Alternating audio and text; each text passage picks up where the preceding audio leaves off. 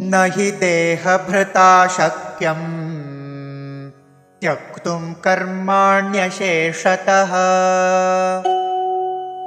यत्तु कर्मफलत्यागी त्यागीत्यभिधीयते।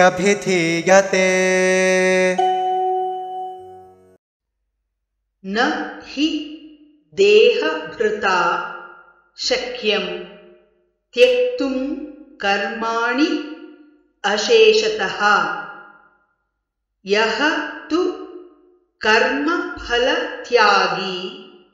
सः त्यागी इति अभिधीयते।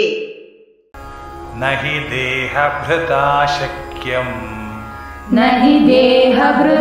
शक्यं त्यक्तुं कर्माण्यशेषतः यस्तु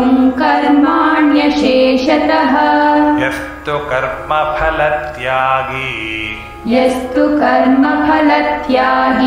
सत्यागीत्यभिधीयते। न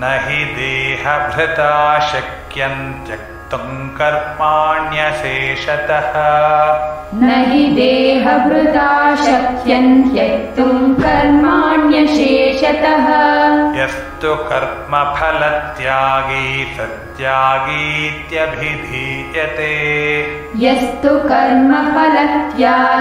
सत्यागीत्यभिधीयते।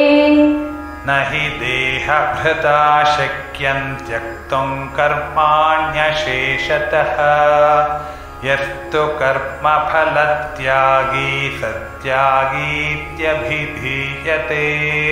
न हि देहभृता शक्यं त्यक्तुं कर्माण्यशेषतः यस्तु कर्मफलत्यागी सत्यागीत्यभिधीयते।